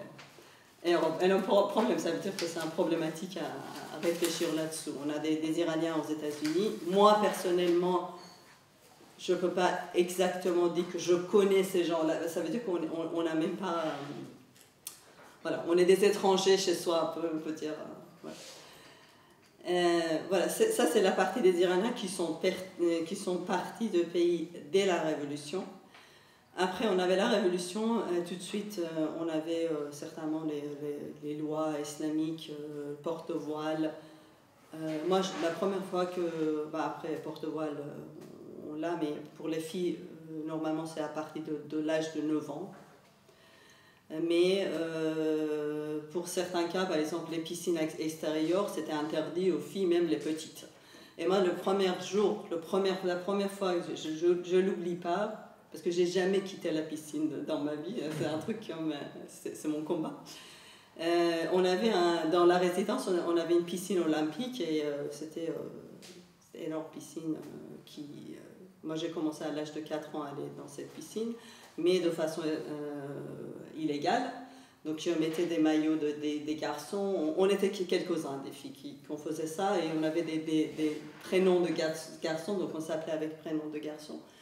Et on a resté jusqu'à quand j'étais la plus petite. J'avais 6 ans, 5 ans et demi, 6 ans, avant 6 ans. Et de temps en temps, il y avait la police de Morse qui passait autour de la piscine, vérifier s'il n'y a pas une fille. On parle de l'âge de 4 ans, 4-5 ans, c'est pas... et par contre, comme la résidence avait des gardiens, ils nous annonçaient avant, donc on sortait, on se cachait ailleurs. Mais il y avait une fois que la gardienne n'a pas compris, je ne sais pas, ils étaient avec des formes civiles. Ils ont arrivé, ce jour-là, j'avais mes boucles d'oreilles. J'ai vu qu'il y a tout le monde qui me dit dans la piscine, Sarah, reste sous l'eau parce que tu as des boucles d'oreilles. Et finalement, ils m'ont attrapée, ils m'ont dit, tu vas chez toi et puis tu ne reviens plus. Et ils ont fermé la piscine une semaine et puis c'est interdit aux filles même de 4 ans. Donc ça, c'était vraiment ma première, et ça restait, j'ai jamais quitté la piscine. On avait les piscines séparées de toute façon pour les filles et les garçons. Mais de toute façon, je voulais dire que c'était dès le début de la Révolution. Et puis, vous en doutez pas que dans ma famille, donc c'est totalement différent à l'intérieur et à l'extérieur. Je ne suis pas une exception. On peut imaginer qu'une un pays où, avant la Révolution, il y avait Shah, ne va pas jeter, on ne va pas changer tout de suite la croyance. Et après, j'avais 3 ans que la guerre a commencé, qui a duré 8 ans. J'avais 11 ans que la guerre est terminée, avec la dernière année énormément de bombardements dans les grandes villes. Donc on a aussi à côté de chez nous, donc toutes les... C'est marrant parce que cette image était horrible, mais je ne me rappelle pas. Je ne sais pas, c'est dans un inconscient et je ne me rappelle pas. Je me rappelle uniquement que les fenêtres sont cassées vers l'intérieur et de sentiments de vagues, de bombes, on criait tous à l'intérieur. On a quitté l'appartement, on est allé ailleurs. Donc voilà, ça c'est la guerre. Ce qui a fait la guerre, 8 ans de guerre, en fait, la guerre quand ça termine pas.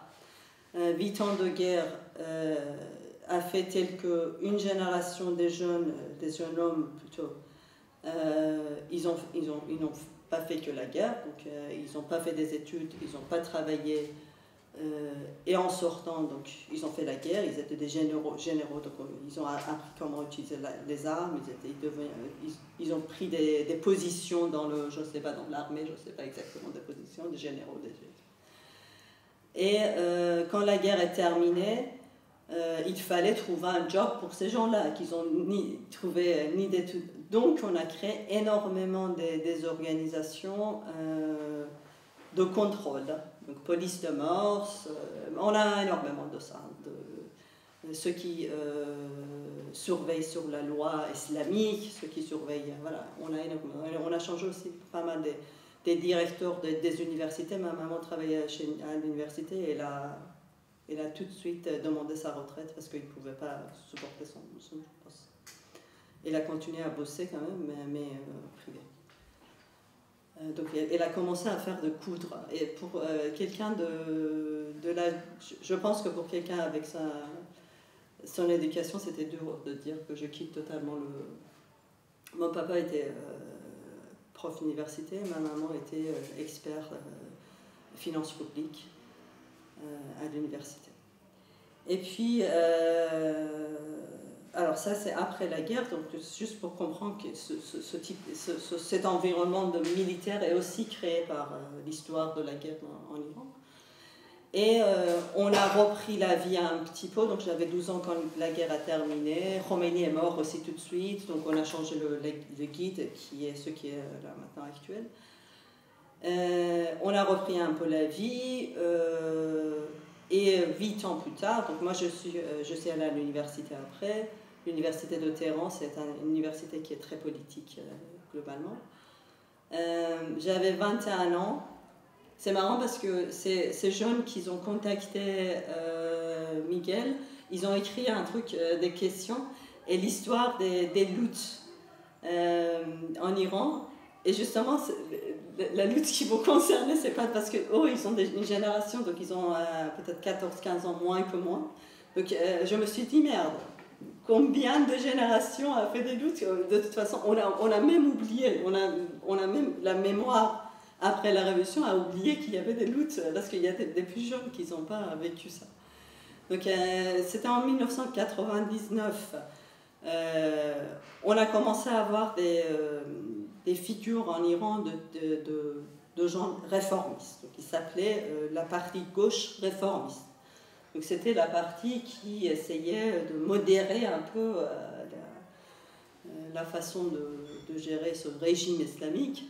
Et ils nous ont donné un peu plus de liberté d'expression. On a commencé à avoir des journaux plus libéraux, on peut dire. Donc on pouvait critiquer. Il y avait des articles vraiment... On a commencé à vraiment prendre un peu l'air. On était contents vraiment au début de cette période de réformiste. Et 2 ans après, ils ont fermé le premier journal. Donc la manifestation dans mon université en 1999, c'était à l'occasion de fermeture de ce journal, et le fait qu'ils ont emprisonné tous les grands journalistes de ce journal. Alors c'est... comme je disais, il y avait de toute façon, c'était assez sanglant. Surtout dans la résidence des étudiants, ils ont fait tuer pas mal de... au moins, au moins 7 personnes sont tuées, mais certainement c'est plus large. Ils ont même tiré sur... ils ont même entré dans les résidences des étrangers. Et il y avait pas mal de blessés, surtout un des étudiants qu'on connaissait qui a perdu son œil.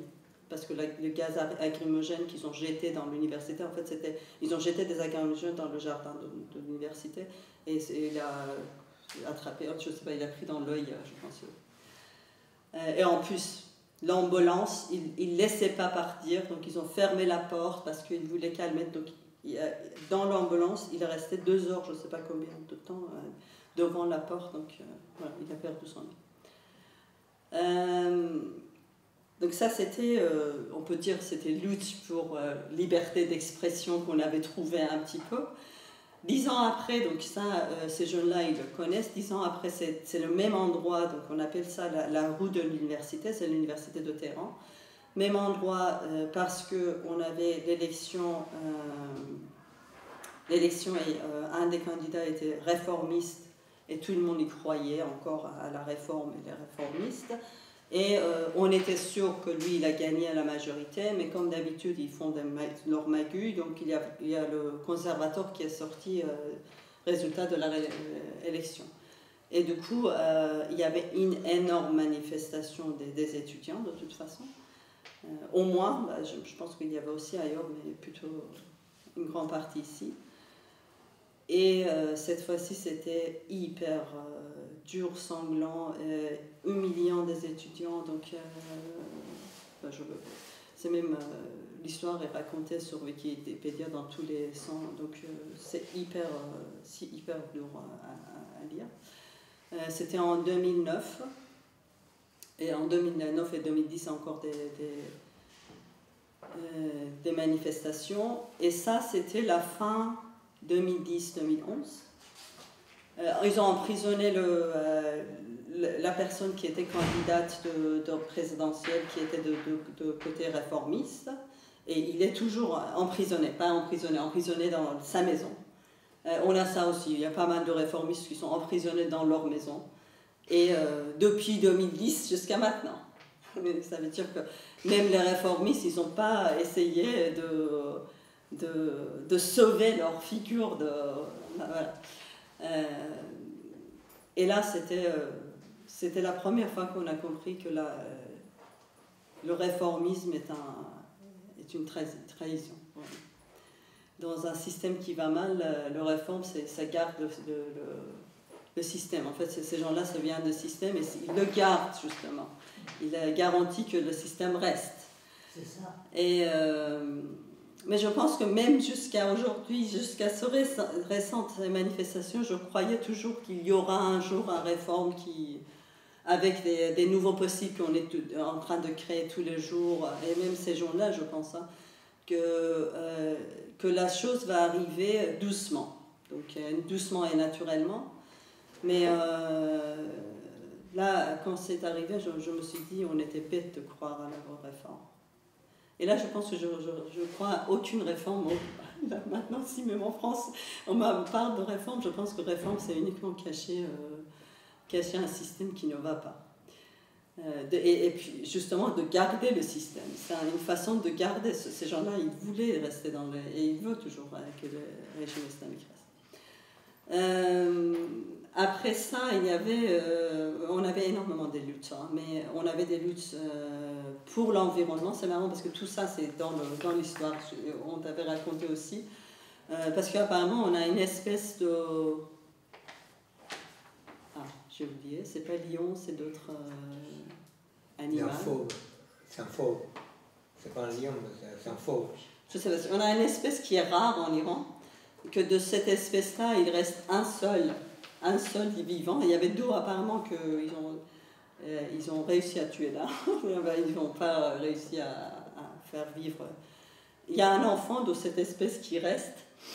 Donc il y avait des activistes environnement, mais pas uniquement pour les animaux, mais aussi pour les rivières qui sont séchées, pour les lacs qu'on a perdus, parce que les lacs, c'est comme les histoires de Soviet Union, parce qu'ils ont aussi perdu, ils ont utilisé l'eau de lac pour d'autres raisons et qu'il y a pas mal d'espèces qu'ils ont perdues. Donc il y avait des activistes environnementaux qui sont aussi prises, arrêtées, emprisonnés en hommes politiques. Donc c'est toujours l'attaque politique. Et du coup, ils ont raconté ça, et ils ont raconté la dernière. Donc la dernière manifestation, c'était en 2019, donc avant le Covid. C'était quand ils ont fermé totalement les internets et ils ont tué 1500 personnes, si c'est pas plus, c'est 1500. 1500 personnes. Il y avait une manifestation vraiment au niveau national. C'était la première fois qu'il était au niveau national, c'était pas uniquement des étudiantes.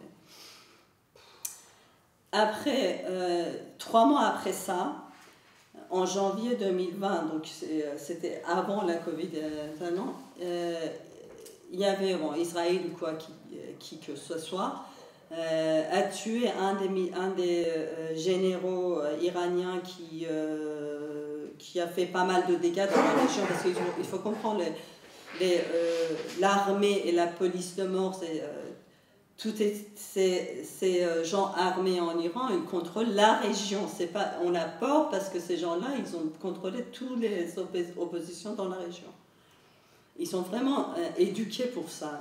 Ils sont des animaux, vraiment, des animaux.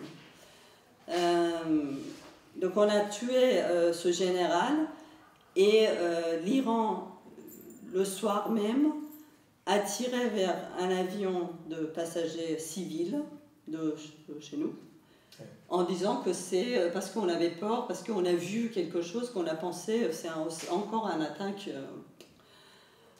Et pas une fois, 2 fois. Donc ils ont tiré 2 fois. Ils disaient que c'était un avion israélien. Ils ont pensé que c'était un avion israélien, mais tout était... Donc ça, c'était... ça, en fait, comme on dit toujours qu'ils ont créé leur ennemi dans tous les coins, pour activistes environnementaux, des pauvres, des intellectuels, et cette fois-ci, c'était la première fois qu'ils ont créé des ennemis hors l'Iran, parce que tous ces 270 personnes iraniennes sont l'histoire de moi et les gens comme moi qui sont sortis du pays, qui ont des familles qui viennent leur visiter, ou c'est eux qui vont visiter la famille. Donc nous tous, on a perdu quelqu'un dans cet avion. Donc ça, c'était janvier 2020, et je pense que pour moi, c'était parce qu'à chaque fois qu'il y avait une lutte, il y avait toujours un espoir, un désespoir. Cette dernière lutte mortière de 1500 personnes et cette attaque à l'avion, c'était que désespoir. Donc je pense que c'est vraiment, tout est terminé. La Covid, entre ce temps, peut-être a aidé un petit peu, parce que à cause de la Covid, pas mal de business sont allés sur l'Internet. Et là maintenant, aujourd'hui, même s'il y a des manifestations, ils n'arrivent pas à couper l'Internet, parce que ça veut dire que les gens qui n'ont pas de boulot vont aussi rejoindre les gens qui sont dans la rue. Donc ils ont peur de couper entièrement l'Internet. C'est pour ça que tout sort, et on voit ici aussi ce qui se passe. Et pourquoi ils ont peur, je n'ai pas compris, de couper? Parce qu'il y a des intérêts commerciaux très forts. Ah oui, pardon. Oui. Et que les travailleurs qui seraient coupés d'Internet risqueraient d'aller militer. Mais s'il n'y a pas Internet, personne n'a. C'est plutôt ça. C'est plutôt ça, Ouais. parce qu'ils savent qu'ils vont rejoindre la rue. Donc ils ne gardent pas l'Internet coupé. Et voilà, donc si vous me demandez, en fait, on se demande toujours, avec tout ce qui nous est arrivé, comment d'un seul point, une fille morte, on avait vu énormément avant, comment ça déclenchait. Ce que moi je dis aujourd'hui avec confiance, que c'est une révolution. Je ne sais pas combien de temps ça va durer, mais il n'y a pas de... Je pense qu'il y a avant et après, il n'y a pas vraiment aucune réforme, aucune conversation pour régler ça. Donc, mais comment un seul mort. Donc,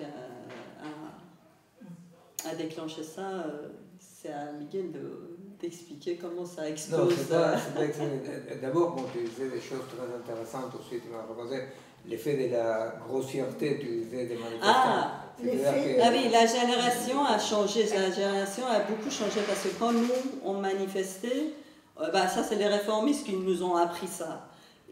Mais c'est marrant parce que je parlais avec les Marocains et ils me disaient pareil que dans les printemps. On nous a appris, les réformistes nous ont appris de manifester en silence. Est-ce que vous avez vu ça? Donc on manifestait comme ça. On nous a appris à être très civil et très poli et très intellectuel même dans notre lutte. Et ça c'est une connerie, vraiment c'est une connerie. Et cette génération, cette nouvelle génération, c'est vraiment, ça fait mal parce on sent qu'on a fait quelque chose de mal pour que là maintenant c'est les enfants de 15 ans et 16 ans qui sont en train de mourir. Ils sont hyper vulgaires dans le slogan. Les slogans sont construits mais vulgaires de façon que les gens de ma génération, j'ai des amis qui me posent des questions, ils ont vraiment dit ça, habitue-toi parce que il faut habituer parce que ils ont dit ça. Que c'est quand même les côtés non métabolisables, c'est ça qui est intéressant. En fait, je pense que nous, comme déjà, on n'était pas majorité, donc on était toujours des luttes, il y avait une partie de population. On faisait des slogans pour une façon d'inviter des gens, d'attirer. Là, ils s'en foutent, tout le monde sont dehors. Mais c'est ça qui est très intéressant. Même dans les grèves, aujourd'hui, sur les portes des boutiques, on écrit n'importe quoi. J'ai perdu ma clé, donc la boutique est fermée. Je sais pas, j'ai la Covid, donc la boutique... Ça, je trouve que c'est très intéressant. C'est vrai que nous, on va essayer de continuer à travailler avec ces groupes, c'est eux qui nous ont contactés, alors on va essayer de travailler avec eux. Bon, il y a d'autres contacts, certainement, mais il y a quelque chose de très intéressant dans ce que Sarah raconte, non, qui est ce refus de tout. Non, c'est-à-dire, en plus, les mots de rire sont des mots liés au sexe, non, tu me disais. Et vous imaginez qu'en Iran, si, à moi tu m'as dit, non, ils disent beat. En fait, on a un truc très sacré, c'est pour le régime, c'est la maison de guide. On appelle ça Beit Rahbari, donc c'est un endroit très sacré. Et voilà, m'habite dans la maison de guide, c'est un truc, c'est parmi les slogans. Mais c'est nihiliste ou c'est... Est-ce qu'il y a une espèce de désespoir ou non, c'est qu'on a vraiment pas... on crie. Moi, je pense que c'est uniquement qu'on crie, on n'a plus besoin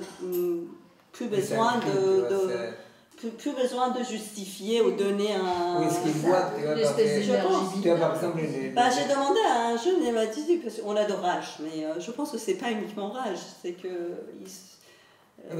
c'est clair. Nous, on a vu des changements avec les gens qui nous avaient contactés. Les questions qu'ils posaient avant la révolution actuelle. Non, les questions qu'ils posaient étaient des questions très structurées, etc.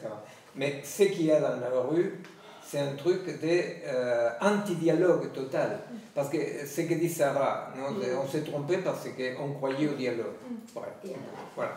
Et ils nous ont eu parce qu'on croyait au dialogue. Et il ne faut pas dialoguer. Et alors, dire m'habite dans la maison du guide, effectivement, là, ciao, tu n'as plus aucun dialogue possible. Mais en plus, c'est diront avec la police des mœurs. La police des mœurs. Et des manifestations massives en train de crier m'habite dans la maison du guide, vous comprenez, c'est-à-dire que c'est une sorte de négativité absolue. Alors, autre chose que racontait Sarah, quand même, que ça me semble intéressant, c'est que, et là, ce que tu as dit, effectivement, la question de que dans une révolution, il n'y a pas un point de plan B. Donc là, tu es devenu une sorte de théoricienne de la révolution totale, parce que c'est un concept fantastique. Non, c'est un concept que tu as là élaboré comme ça en direct, fantastique. Dans une révolution, il n'y a pas de point B. Effectivement. Et ce que tu m'as raconté, c'est que les fils de chat disent très bien, on va revenir, il y a les islamo, tout le monde trouve qu'il y aura son point B. Là, non mais en fait, c'est le risque qu'on avait. En fait, le risque, je pense que c'est quelque chose qui nous a empêché pas mal de fois de faire justement. Mais celle-ci aussi, elle prend ce risque, cette révolution aussi. Absolument. Parce qu'il n'y a pas de. Oui, en fait, c'est justement, j'ai dit que j'aimerais parler de ça avec Miguel, parce que je pense que là, c'est clair que les gens n'en peuvent plus, et ça continue, mais de temps en temps, ils posent question après. Parce qu'après, on est milliers des Iraniens. Comment on fait, tous ces milliers des Iraniens qui espèrent un jour revenir et créer une démocratie? Moi, je pense que c'est très très intéressant ce que raconte Sarah, sincèrement très intéressant pour l'expérience que ça signifie dans le peuple iranien, avec toute la répression, avec une répression très orientée, n'est-ce pas? C'est-à-dire, ce peuple qui refuse tout dialogue, qui, vous savez, les gros mots sont des gros mots lourds, ce n'est pas des mots. Les gros mots, ce n'est pas des mots. Les gros mots sont des mots qui traînent de la matière avec. Vous savez bien, il y a quelque chose comme ça que les gros mots, ce n'est pas que des mots. Et voilà, c'est là, alors, quand j'ai dit tout à l'heure, on n'a pas la moindre idée. Ben là, on n'a pas la moindre idée, sauf que, voilà, c'est une des réactions possibles. Et là, c'est tout à fait ce qui est en train de passer, au chaos.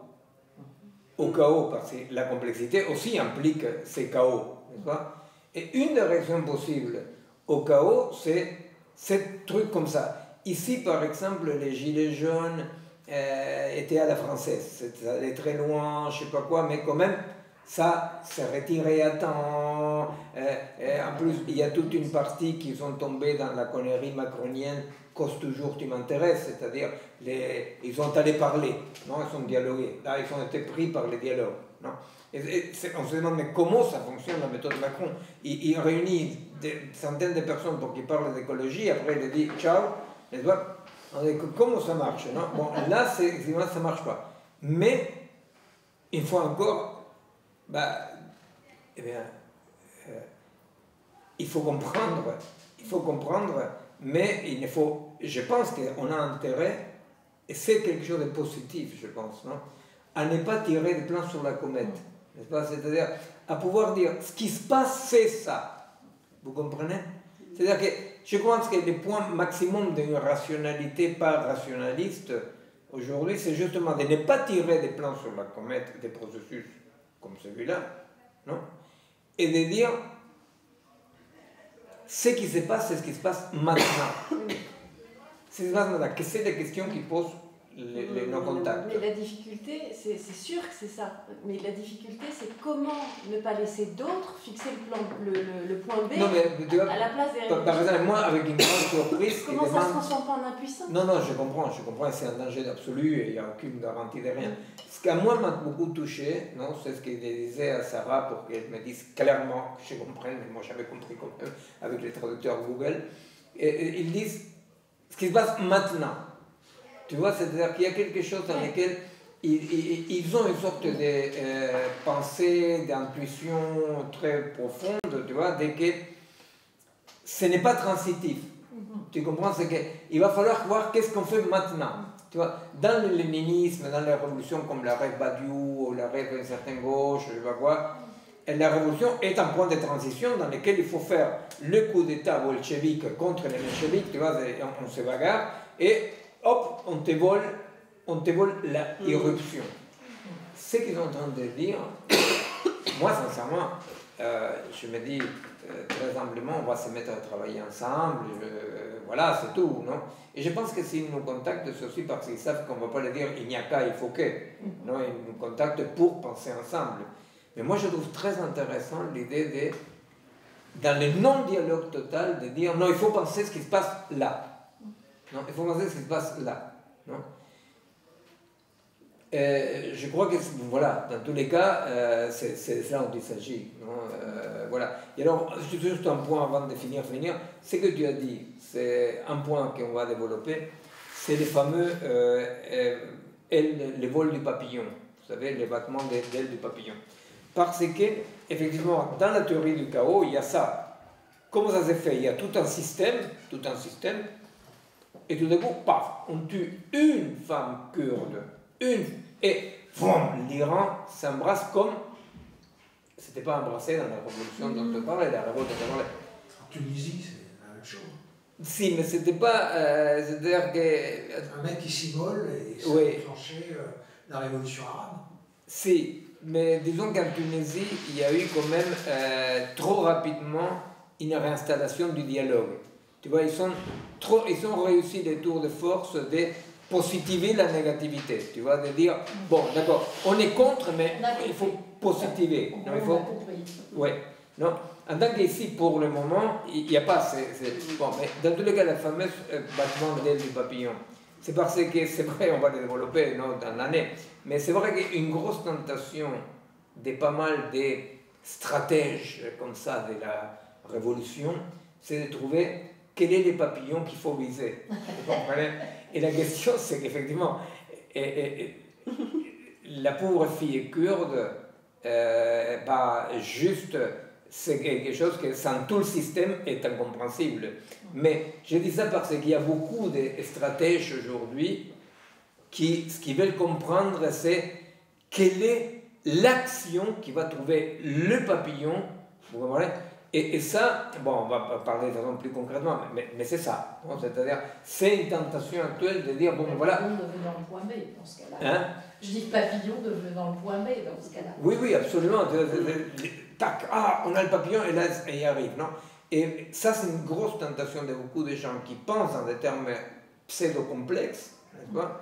Et que pourtant, ils remplacent un simplisme pour un autre. Non, il faut trouver quel est le point. Alors, il y a plein de gens, si vous pensez autour d'eux, il y a plein de gens qui disent il faut attaquer tel point, il faut attaquer telle finance, il faut attaquer tel pouvoir, parce que là, à partir de là, et la vérité, c'est que c'est absolument imprédictible et absolu.